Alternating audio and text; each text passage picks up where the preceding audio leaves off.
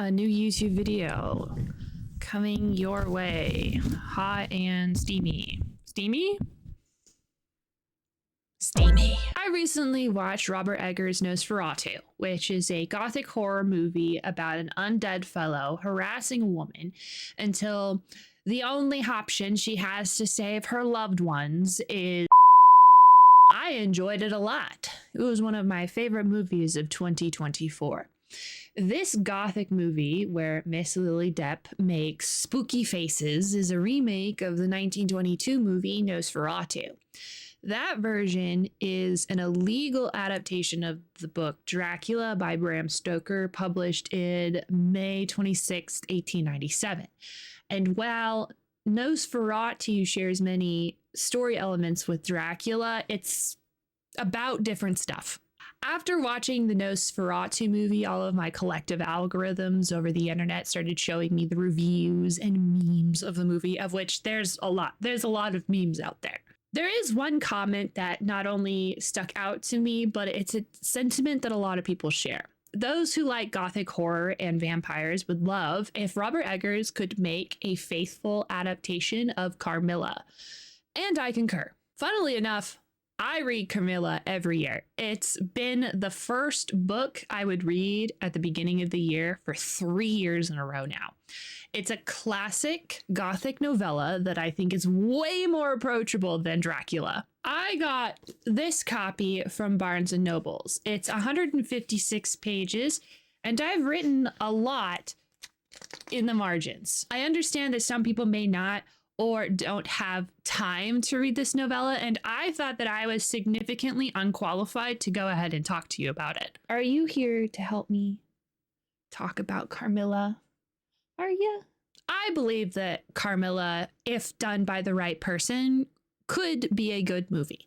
Now, I have no idea if there are any good Carmilla movies out there, so this is all just speculation on my part. But I like Robert Eggers' style of movie. Carmilla is dripping with tension and dread, and the setting is old, decayed, and isolated. And I hope that when we're both done with this video, you will agree with me that Carmilla would make a great movie done by Robert Eggers. I also think that if you like vampires, you should know the story because it has the building blocks that Dracula and other vampire media draw from.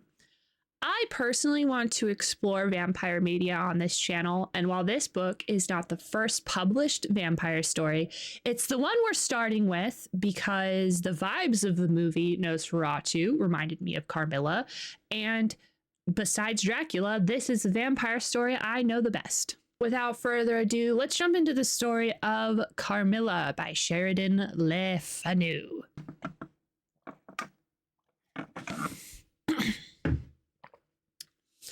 Carmilla is a gothic novella published in 1872 by Sheridan Le Fanu, who, like Bram Stoker, is Irish. I have no idea why Irish folk are obsessed with vampires in the late 1800s.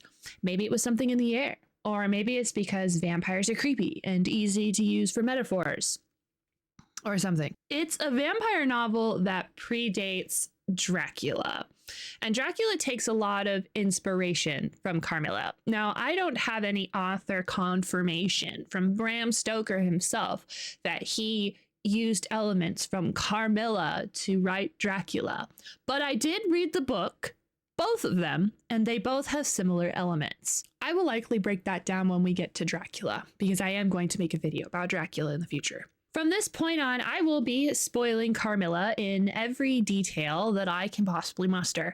Luckily for you, Carmilla it's very public domain, and you can easily find it at Project Gutenberg or in other areas of the internet. I'll leave a link for you in the description. If you want to put some money into it, I mean, I really like my Barnes & Noble edition, and there's an extremely well-acted adaptation of Carmilla that Audible did. It's not a word-for-word reading, but you'll get the gist if you listen to it, and then you can come back here. If you did read it, amazing. Tell me what you think about it. I really would like to know what other people think about Carmilla. If you haven't read it, then buckle up, because we're going to be going through this together. I thought about how I wanted to break down Carmilla. How does one approach a story or book breakdown? How do I explain a novella when it's completely removed from the time period it comes from? And I don't want to do much history research. I just want to do the text itself. Horror itself is a reflection of the fears of a certain group or even society at large in the time that it was released. The age where Carmilla and Dracula originally came from are long gone. Our standards, morals, and technologies are vastly different. Our fears as a society in general have shifted away from creatures of the night seducing our womenfolk into partaking in actions that the times have deemed immoral to whatever we're afraid of nowadays. Does that mean that there's nothing to gain from reading Carmilla other than vibes? I don't think so. Carmilla at its core is playing with themes in horror that I think are still relevant to this day. Being isolated from society and manipulated by someone you thought you knew and possibly loved, but that person turned out to be a monster.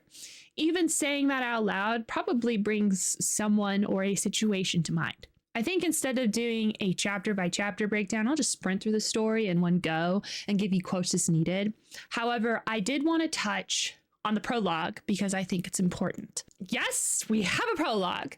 I'm going to be honest with you. I used to hate prologues and would actively skip most of them when I was younger. If anyone has maybe come around on a good prologue, it would be Robert Jordan and his Wheel of Time series. Prologues are good as framing devices, updates on characters we won't be following, context of the world, that sort of thing. In my opinion, a good prologue is the foundation in which a great story lies. It's very important, and I think that this prologue does fine. Carmilla's prologue sets up how the main character, Laura, is going to be telling us this story. Someone, probably the author, has found a report made by a Dr. Hesselus. I have no idea who this doctor is, and it's honestly not that important. What is important is that the narrative is Laura telling this doctor, and by extension us, what happened to her. We don't get any more of this telling because the person who found this report that Dr. Hesselus made lets us know that Laura died. So what we read is what we get. No further explanations, no lore, nothing. Just Laura's account to this doctor. Our story proper, however, is set in Styria, Austria, where our main character, Laura, lives with her father, two governesses, and several servants in a schloss in a picturesque area. And I have to go on a tangent just real quick. Something I've noticed in these older books is that authors have these favorite words. And when you figure out what the word or words are, you will find it an annoying amount of times. The book that I figured out that this happens in is Frankenstein by Mary Shelley and her incessant use of the word wretched.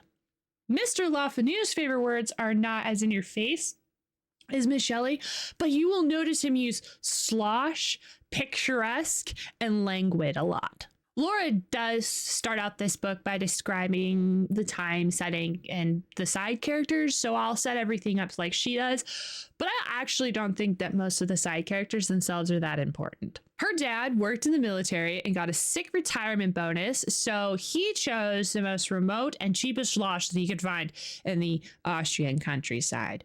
Now, while the area itself is picturesque and probably very pleasant to live in, it is very isolated.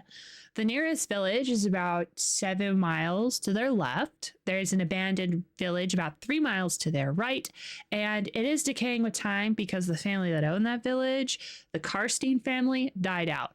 Remember the Karstein family, they are important. The nearest slosh that has people is about 20 miles to our right, so 17 miles past the abandoned village. Now, that doesn't seem like it would be very far away in our motorized, vehicle-centric world, but in 1872, the world still had 14 more years before gas-powered vehicles took to the streets. If you were making a journey, you were making it by horseback, which could technically take about an hour or so if the weather was good and the land was flat and if you had a horse. Or if you were walking, which Google tells me on average it would take someone about 2.5 hours to walk about 7 miles, which you could do if the weather was good and the land was flat. Unless you had to leave yourself to go for supplies or services, you are very likely to leave your slosh, especially if you happen to be a teenage girl whose father has servants. Just to add icing on the cake, the telephone hadn't been invented for the general public yet. Telephone lines were laid down in 1877, and we can safely assume that Laura was alive way before this was published in 1872. Now, I don't know about you, but I have no idea how the mail was delivered in 1870 Styria. Most likely, if you sent a letter, if I was to guess, you would be sending it or receiving it via servants on a horse if the weather was good and the land was flat. Laura's mom died when she was a baby, but she does have some lady figures in her life. She has her first governess, which governess is just rich people talk for like a dedicated tutor. Her name is Madame Peridon, and she speaks French German. There is another lady, and she's the second governess, but she's like the high school level governess, and her name is Mademoiselle de La Fontaine, and she speaks French and sort of English. I believe Laura and her pops speak French and English, and I'm not certain if Laura speaks German, but most likely she does.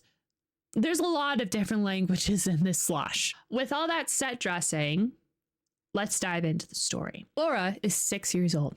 She wakes up in the middle of the night alone and without her servants, which upsets the tiny tyke, and not because she's scared, but because she is spoiled. As Laura is trying to figure out where her servants went, she spots a stranger. A woman stranger, of all things. No one taught Laura stranger danger. In fact, Laura approaches this stranger, and this stranger soothes Laura right to sleep, and then proceeds to drink her blood like a Capri Sun by piercing her with her vampire choppers right in the chest, Nosferatu style. That's right, Laura starts the story out by getting her blood sucked on by a vampire. I don't know about you, but being bit by a vampire would distress me, and if a 6-year-old is being distressed, what do you think she does? She screams bloody murder. Everyone, and I do mean everyone, flies in while the mysterious stranger makes their grand escape. The adults at first think that Laura had a bad dream, until someone finds out on the side of the bed that it was warm, like someone had been there. What do these wonderful and caring adults tell Laura now that they have guessed that at least someone was in the room that night? If you guessed Gaslight Gatekeep Girl Busk, you would be correct. The adults in Laura's lives tell her it was nothing. It was just the wind, and then proceed to make sure that she was never left alone in her room at night until she was like 14. Because nothing happened, right? Something I want to do in this video is to make a list and to find what type of vampires we're dealing with in this story. So the first thing that I obviously have to note down is they have body heat. What? Not to get too ahead in the story or into vampires we may discuss later, but vampires in this universe and most universes are undead. And at least from my observations, undead are usually pretty chilly, cold to the touch, cold as death maybe. However, it's mentioned later, vampires take all the characteristics of a healthy human, which must include body heat. Now, I don't mean to think too deeply into it. I lied. I actually do mean to intensely think deeply into it. But do you think that the reason why they give off body heat is because when they take the blood, that's giving them the heat? Do you understand what I'm saying? Flash forward. Laura is about 18 or 19, and even though she has about 2 or 3 girls her age that visits her and she visits them, she doesn't really have anyone her age that she frequently interacts with. Laura's very lonely, which is why it's very exciting that a girl her age is going to be coming over. Pops receives a letter from an important side character I didn't tell you about.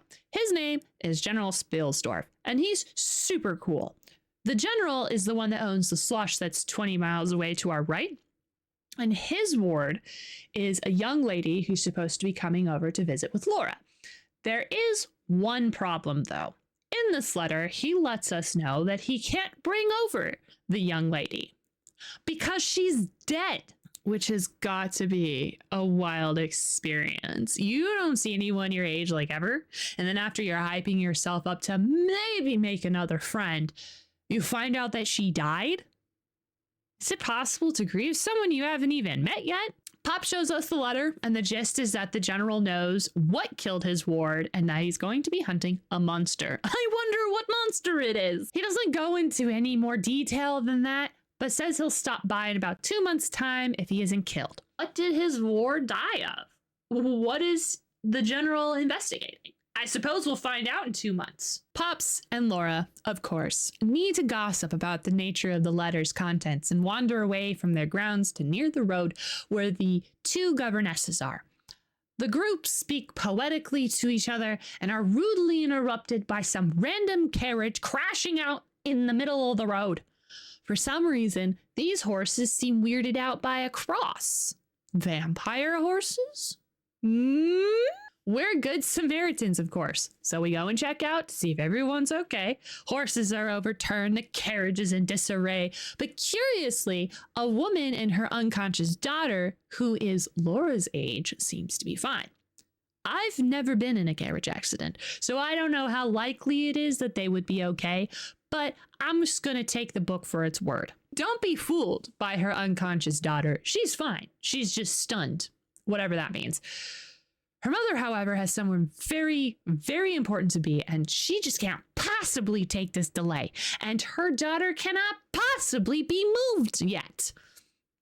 Laura takes this time to whisper in Pops's ear, perhaps we can house the daughter until her mother can swing by and pick her up. I mean, we just lost a potential friend, and look, fate has provided us, conveniently, a new friend. Sure, she's banged up, but that's fine. We have servants and a governess and whatever else rich people have. Pop says, okay, and tells the lady that we, complete and utter strangers, could take her daughter until she returns from her quest.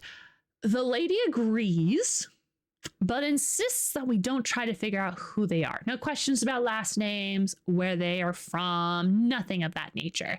And no one, anywhere,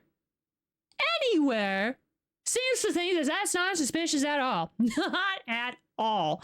And then, as quickly as this lady showed up, she leaves.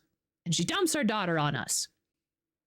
And she tells us that she'll be back in like 3 months. Or something like that. The daughter conveniently wakes up after her mother has left and is unbothered about her mother leaving her in the care of utter strangers for however long her mom will be gone. I mean, she did cry a little bit about it, but I'm not convinced. Laura didn't actually get a chance to speak to this daughter because the daughter got ferried away into one of the many rooms the slosh has until the doctor can come and take a look at her. However, Pops and our governesses love gossiping, so they talk to Laura about the daughter and about a hideous woman that they saw in the carriage that Laura didn't see, and don't commit that to memory. I have no idea who this woman is, and we never find out either. Pops did get some information about the daughter, though. The daughter has some mysterious illness which makes her nervous, but she's not insane. I think that they're trying to tell me that she's got some mad anxiety. Also, since this lady is coming back in about 3 months or so, General Spilsdorf should be back from his girls' trip. We stay up into the wee hours of the morn, waiting for the doctor to give our new friend a clean bill of health. And then Laura enters the room. Imagine Laura's surprise when she sees that it's the same lady that drank her like a juice pack when she was 6 years old. I don't know how she didn't notice this earlier, actually. Don't think about it. Don't do it. Don't think about it. Then the girl says, "Oh my gosh, I dreamed about you 12 years ago. It's so good to see you." What? Please join me when I say, Laura, please don't let yourself be gaslit into thinking this is real. Laura, please! I regret to inform you that Laura doesn't have a lick of common sense and just accepts this. The girl then says, "All right, we're besties now," and Laura agrees. Great. Laura tries to tell the girl that the doctor wants there to be a maid in her room when she sleeps, and she's like, "Oh no, I could never. Trauma and stuff. And totally not because she's gonna sneak out and do nefarious things at night." The girl is, that's right, the title character, Carmilla. I am not gonna pretend that Carmilla isn't a vampire. She's a vampire. She's the same vampire who drank out of Laura like a juice packs when she was 6. The same person. Unaged. This means we have a couple of notes to add to our vampiric's powers. 1, no aging, which seems like a given, but this is only like the second or third vampire story that's been published thus far, and I think it's fair to say that we can expect some vampiric powers still being hammered out. The second thing that we need to add is walking in the daylight. That's right, a day-walking vampire. Take that, Bill from True Blood. Laura, it takes a long time to tell us how hot Carmilla is. I mean, I don't think Laura knows that Carmilla is hot, but other things that Laura has noticed is Carmilla is languid. Carmilla rises around 1 p.m. and drinks a cup of hot chocolate and then eats nothing. She's also very animated when she talks, and she's very intelligent. However, Laura is not taking the whole don't ask about Carmilla's family very well and asks pretty consistently, "Who are you and who are you related to?" Carmilla doesn't tell her, and instead, anytime Laura gets upset that Carmilla doesn't trust her, Carmilla says this: "She used to place her pretty arms around my neck, draw me to her, and laying her cheek to mine, murmur with lips near my ear, 'Dearest, your little heart is wounded. Think me not cruel because I obey the irresistible law of my strength and weakness. If your dear heart is wounded, my wild heart bleeds with yours. In the rapture of my enormous humiliation, I live in your warm life, and you shall die, sweetly die, into mine. I cannot help it. As I draw near to you in your turn, will draw near to others and learn the rapture of that cruelty which yet is love. So for a while, seek to know no more of me and mine, but trust me with all your loving spirit.' And when she had spoken such a rhapsody, she would press me more closely in her trembling embrace, and her lips in soft kisses gently glow upon my cheek." Here's another vampire power for you. From these foolish embraces, which were not of a frequent occurrence, I must allow, I used to wish to extricate, but my energy seemed to fail me. Her murmured words sounded like a lullaby in my ear and soothed my resistance into a trance from which I could only seem to recover myself when she withdrew her arms. I don't know about you, but that sounds like a seduction or charm power to me. Since Laura is telling this tale in the future, she has 20/20's hindsight and writes these things with horror. I mean, she's actively being seduced by a vampire. That's terrifying. Listen to this. Like the ardor of a lover, it embarrassed me. It was hateful and yet overpowering, and with gloating eyes she drew me to her, and her hot lips traveled along my cheek in kisses, and she would whisper almost in sobs, "You are mine. You shall be mine. You and I are one forever." Then she had thrown herself back in her chair with her small hands over her eyes, leaving me trembling. "Are we related?" I used to ask. "What can you mean by this? I remind you perhaps of someone whom you love, but you must not. I hate it. I don't know you. I don't know myself when you look so and talk so." Laura, honey, do you need help? I As you can see, Laura is in the middle of vampire whimsy. Carmilla has claimed her in some capacity and is genuinely obsessive. But I do have to ask, did she love Laura after she first met her when she was 6 years old? Or was she merely coming back when Laura was an adult to hunt her and then fell into obsession? Has Carmilla been obsessing over Laura this entire time? And if she has she always been watching over Laura? These are some good questions to ask, I think. Now to another theme that I think is really relevant in this book, whether by intentional design or not. Women are not taken seriously and are paying the price for it. Here's the down low. Women in the nearby area are complaining of ghosts or spirits. Then they fall ill and die in like a week or two. Everyone takes the whole someone is doing this thing that the women are complaining about and just blaming it on the plague or general hysteria. No one thinks to take these women seriously. And so quite a few of them die in this mysterious plague that only affects women. There is a funeral procession going by, which I find rather odd because like the nearest town is a long ways away. So why are we here? But that doesn't matter. The peasants are filing by, singing hymns, and Carmilla is very upset about this. She tries to brush it aside by saying, why should we care about the peasants? But she also says that the hymns are discordant. So I think we have another weakness to note down. Religion, but not just crosses, but singing. Imagine this. The way to combat vampire hordes is Gregorian chants and Ave Marias. The hymns are making Carmilla go into a fit, so we help her through it until the peasants wander away. We head back to the slosh and try to forget about whatever the heck that was, and sometime later a traveling merchant shows up. He brought us some trinkets to buy. We love trinkets. Trinkets are the best. These trinkets are going to give us protections against the nasties that go bump in the night. Kind of funny that Carmilla's the one buying them. Carmilla makes sure to buy a couple of charms from him because they totally work. Totally. He then claims that he can file down Carmilla's teeth to make her prettier. First of all, don't touch the teeth, vampire or not. Second of all, how dare you? And third of all, you're insane. Okay, why in the world are you implying that her teeth are imperfect the way they are? You absolute... Carmilla was also very upset by this. And I totally understand. I think that natural fangs look really good. And it's not just because that she needs her fangs to eat.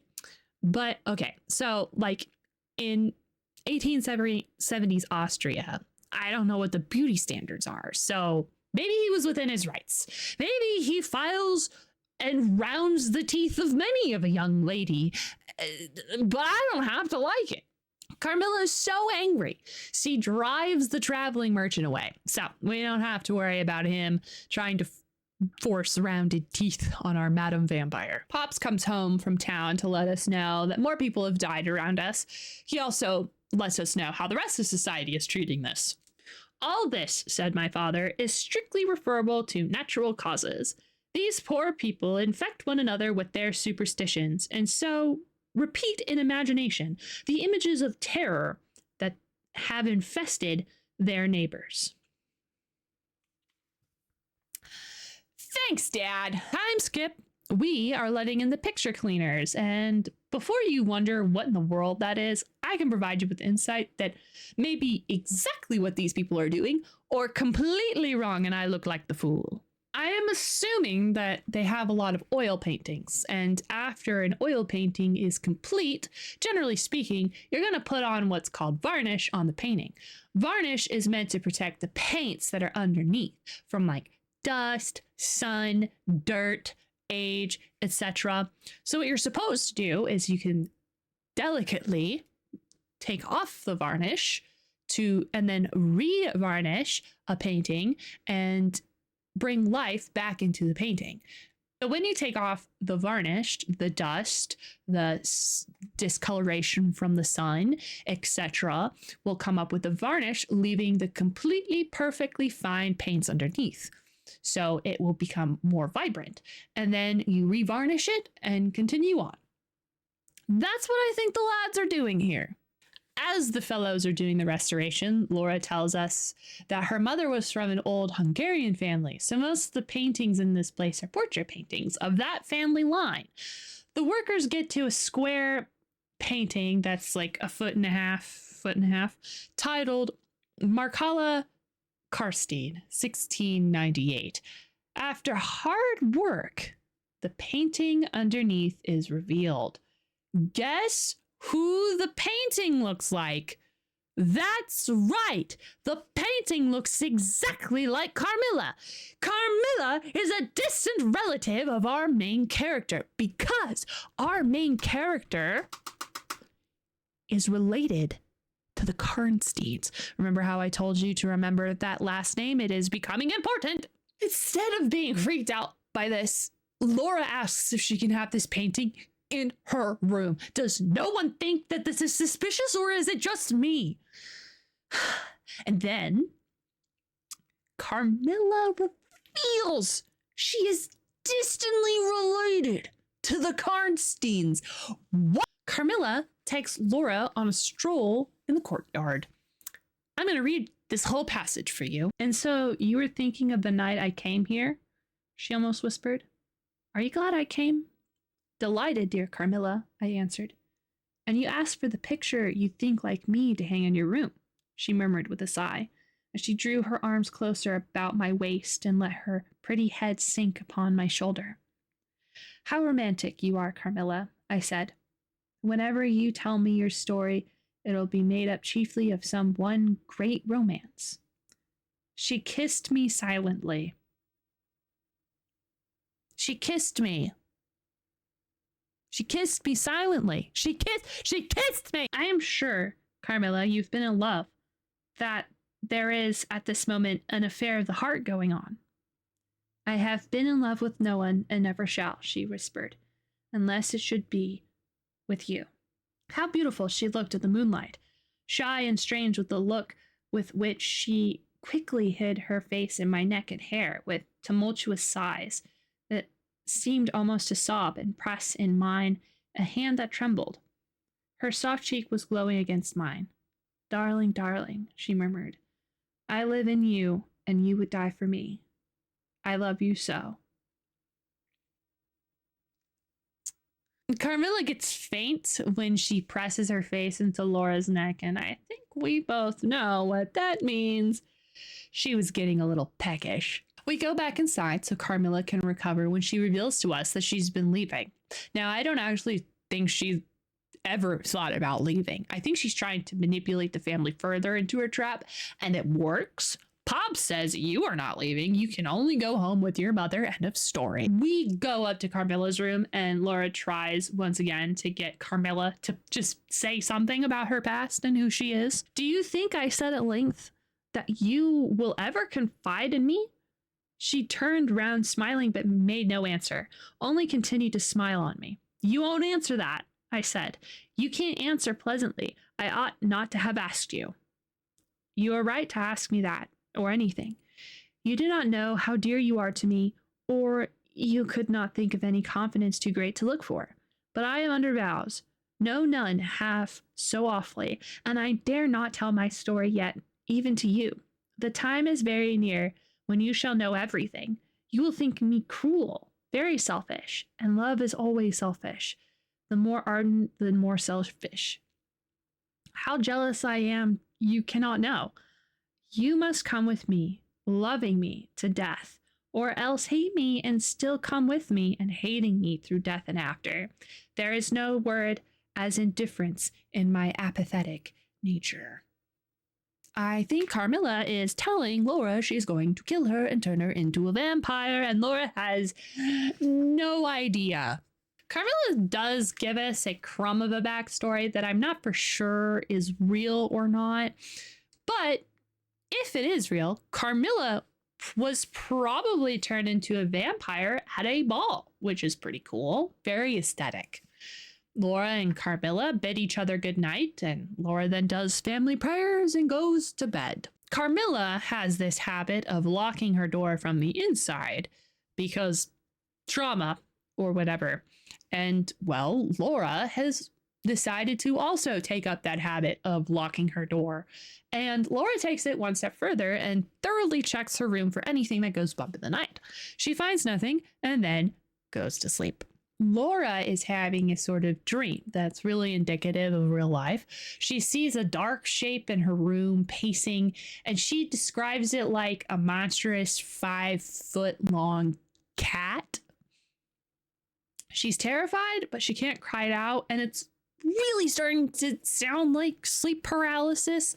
Even though she did say she was dreaming, I think it's sleep paralysis. Anyway, it doesn't matter. She's being turned into a Capri Sun.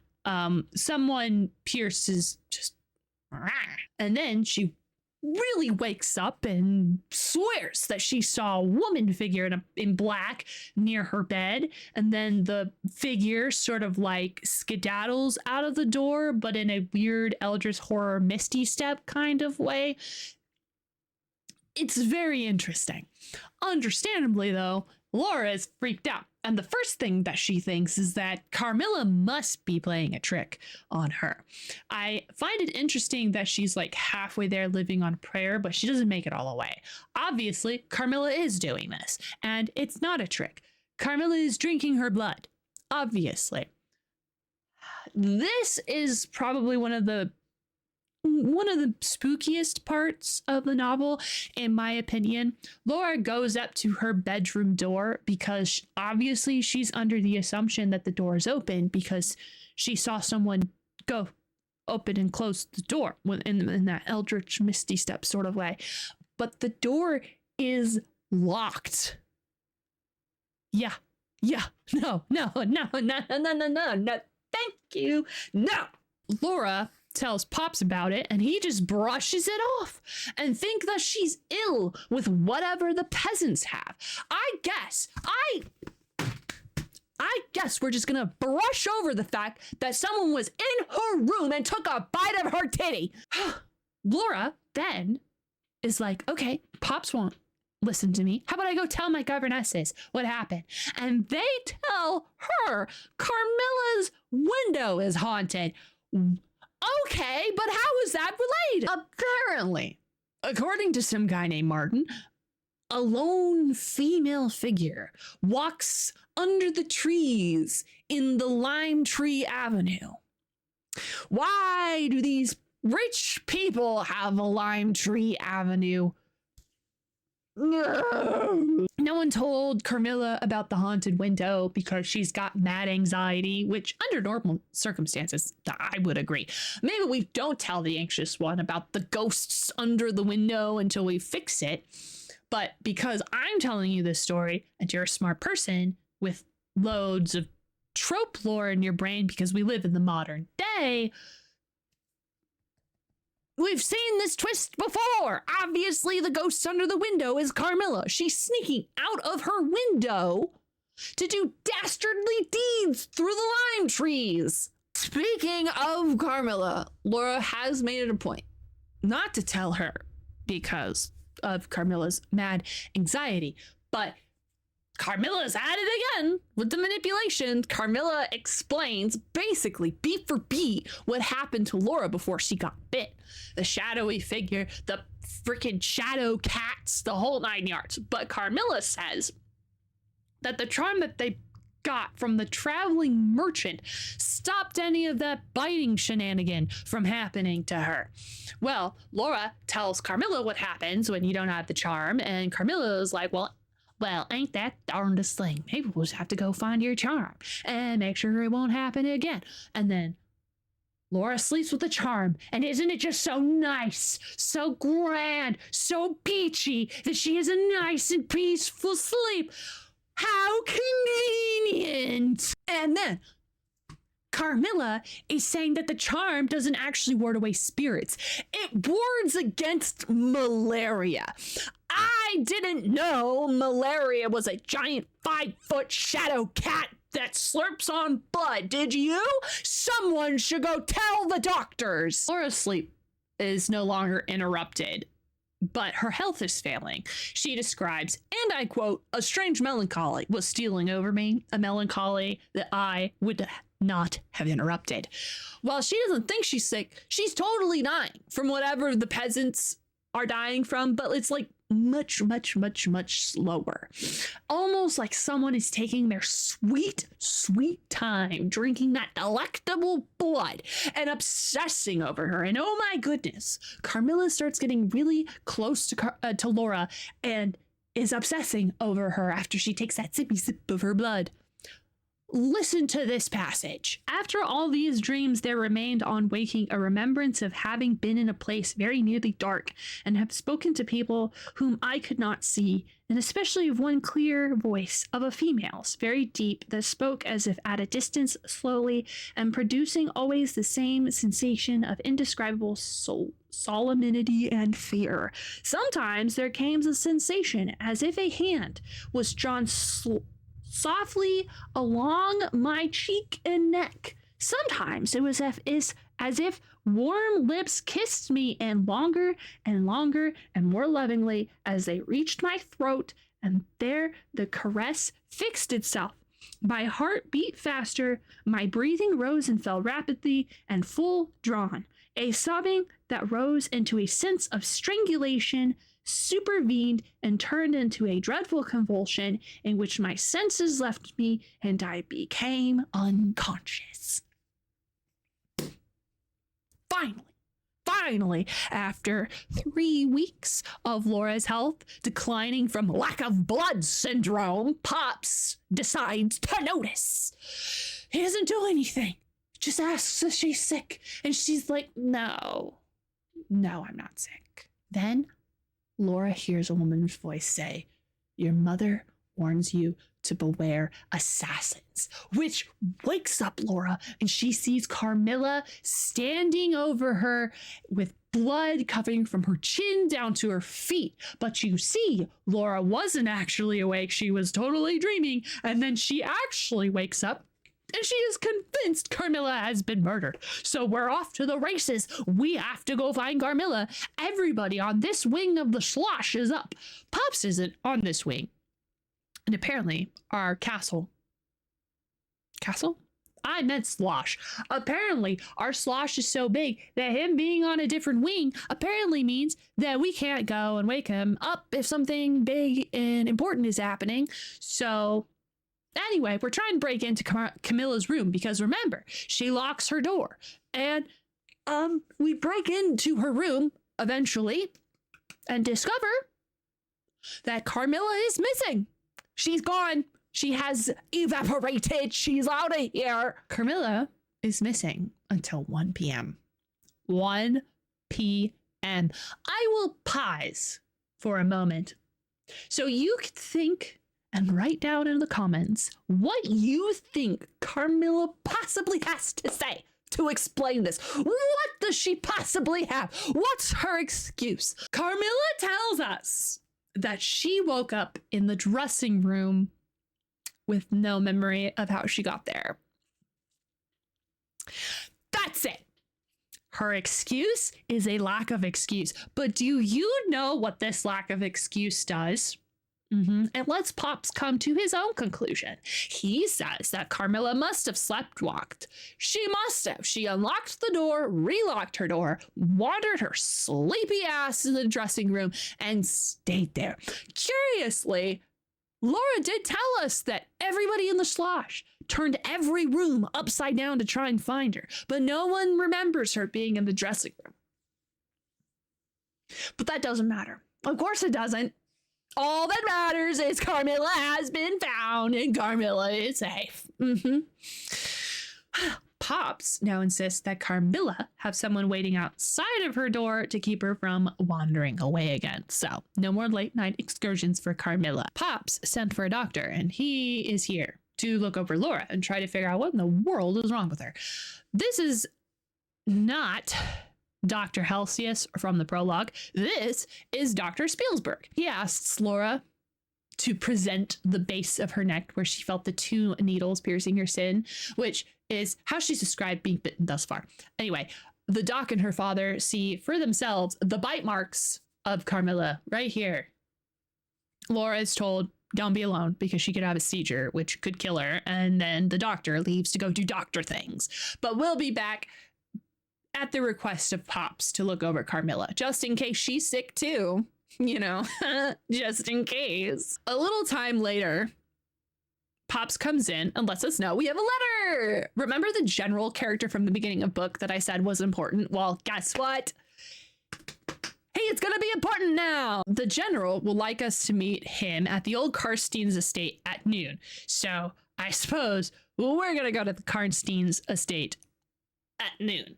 General Spielsdorf is actually really important to the plot, and he serves as the only way that Laura actually finds out about vampires. So we are on our way to the estates, and General Spielsdorf was like in the road, and so he hops into the carriage with us and then starts to exposit a lot of information, so we get to know what the general was doing. When the general's ward was alive, the general and her went to a cool masquerade party at a different castle, where he was approached by a lady who swore up and down that not only does she know the general, but that they're very good friends. The poor general is like, look, lady, I don't know you. Just take off your mask so I can see who you are. And she's like, I haven't aged so much. I couldn't possibly do that. And while that's happening, the woman's daughter, Millararka, is talking and dancing with the general's ward, and they became fast friends. At this point, the general is doing everything he can apart from begging this lady to take off her mask so he could figure out who she is. The 2 of them get interrupted by the most deathly pale man the general has ever saw. They go and talk for a second off screen, and then the lady comes back, and when she returns, she tells the general that she must go on a life or death mission, and that her poor, frail daughter couldn't possibly make this trip. Is this starting to sound familiar to you? Is it starting to sound familiar to you? The general says he'll take care of the daughter. However, no attempts could be made in learning who the woman is until she comes back 3 weeks later. Is this starting to sound familiar? Then, as quickly as it happened, the woman leaves the masquerade and dumping Millararki, I don't know, on General and his ward. So what happens when the woman leaves and the general has her daughter? He immediately loses her, and she's found in the servants' quarter at like noon o'clock. Mind you, we aren't at his castle, we're at someone else's castle. Anyway, the general takes this girl home and immediately notices a few things. She always sleeps with the door locked on the inside, and the key is always in the lock. She's absent from her rooms in the morning and was repeatedly seen on the grounds when she was supposed to be in bed. The general couldn't worry about that, though.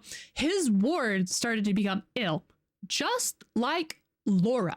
He's explaining the symptoms that his ward went through, and Laura is sitting there like, how do you know it exactly is happening to me? The weird visions of Carmilla, the whole weird shadow cat, the piercing under her throat, the feeling of being strangled. At one point, it feels like there's a stream of cold water on her. It's all very spot on. But don't worry, Laura isn't completely clueless. She's starting to put the dots together, but it's so painfully slow. So painfully slow. We reached the grounds of the ruined Karstein estate, so the general puts a pause on his storytelling, but lets us know that he wants to find the grave of the Countess Markala, which was the lady whose portrait that we found that is Carmilla, that one. So Pops asks the general, well, why do you need to know where her grave is? And the general is like, we're going to decapitate her, of course. Make sure she's dead. And the group finds a woodsman, and we asked him if he works in the area, which he does. And then we ask him, why is this area deserted? Because it is. And he's like, oh, well, there are revenants. Okay.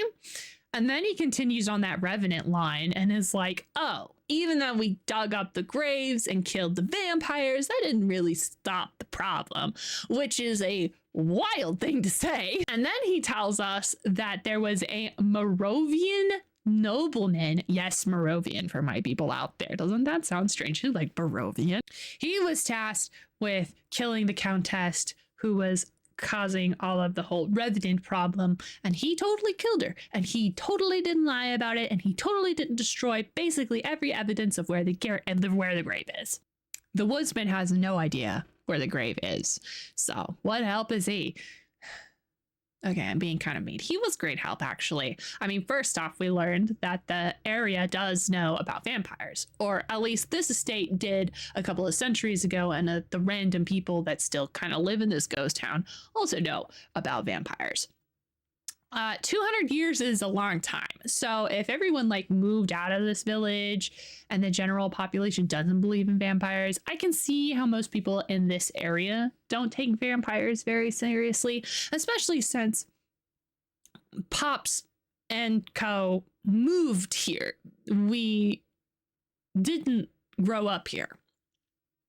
Anyway, the general is going to finish his story now, so let's go ahead and hear out what he has to say. So the general went to a doctor from Graz to ask him what was wrong with his ward. There are two doctors. There's the one that's helpful, and then who cares about the other one because he's not helpful. Anyway, the one that is helpful lets us know that this isn't a natural disease and to go contact his local clergyman with this note. So now it's time to go to the church. The general goes to the church, but the church is empty. So he's like, okay, I'm just going to read the note myself and see what it is. He opens the note and calls it quackery, which is a fun word. Anyway, the doctor thinks that it's vampires, which is obviously so silly. Who would think it's vampires? The general is desperate, though, so he follows all the instructions in the notes just in case it is vampires. He stands there with a sword, unsure if anything is going to happen, when a shadow object swiftly goes across the room to take a nibble on his ward, and he goes to strike the creature with his sword, and he finds out it's Carmilla. Wait. Millarca, and he misses, and she escapes into the night to find her next victim. And his ward, as we know, ends up passing away. Something I didn't mention was that there was a second carriage to go and pick up the governesses and Carmilla. So it's not super surprising that Laura hears Carmilla's voice in the distance, and she's relieved to hear her. Laura hasn't completely figured out that the two people are the same, Millarca and Carmilla, but what sane person would? I bet these people think that the general has gone off the deep end, and who could blame him? We spot Carmilla coming out of a chapel, and the general reacts normally and grabs the nearest hatchet and immediately tries to attack her. Yay! She changes from the languid woman we've gotten to know and easily dodges the hatchet attack from the general, grabs his wrist, which makes his entire arm go numb, and he drops his weapon, and then, pah! She's gone. Laura is told by the general to leave and go to a clergyman and don't leave his side, and to go, and she sets out as fast as possible to go do that. That is what I would say if Laura had a lick of common sense and listened to instructions. But she stays because we need someone here at the end so we can see what happens next. This is the part of the story where I think that it's being told from the wrong point of view. Like, I really wish we left Laura's point of view and hung out with the general, because he has had an infinitely more exciting adventure than Laura has. The general goes on this spirit quest to find out more about vampires. He does all this research, runs into a baron that has a journal that essentially solves 20 pages of puzzles solving off screen. So we have an immediate solution to the whole problem of not knowing where Carmilla's tomb is. This Baron guy pops out of nowhere, does some math, and says, here's the missing tomb y'all were unsure of where to find out 2 pages ago. You're welcome, goodbye. And then he leaves. And then the plot zooms forward. The story is basically over. The general tells the Inquisition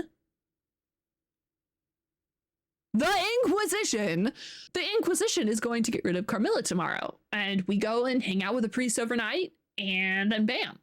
Laura feels infinitely better and realizes Carmilla was the problem all along. Anyway, we are really, really close to the end, but this last bit is really cool. So when the Inquisition goes to kill Carmilla, she is found in this lead coffin floating in 7 inches of blood. Why? How? I don't know. Why is there 7 inches of blood in there? And why is she floating? And then they stake her in the heart and chop her head off, and the geyser of blood just shoots out of her neck. And then she's dead. Carmilla is no more. We do have a conclusion, an epilogue thing that explains who this random Baron is and a little bit more about vampires himself. First, this Baron is just some guy who's interested in vampires and has all these books about them, which he lets Pops borrow some of these books. We get more vampire powers, by the way, which is, well, this is where we learn that they have the same characteristics as a healthy person. We don't really know how they escape their graves, because he says that the grave dirt around the graves are generally undisturbed. If I was to guess, it's probably some sort of mist or something like that. That's generally how the vampire lore goes.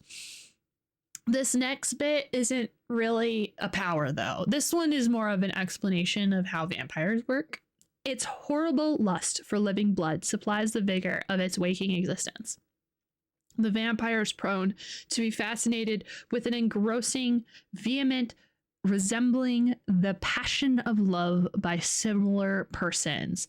In pursuit of these, it will exercise inexhaustible patience and stratagem, for access to a particular object may be obstructed in 100 ways.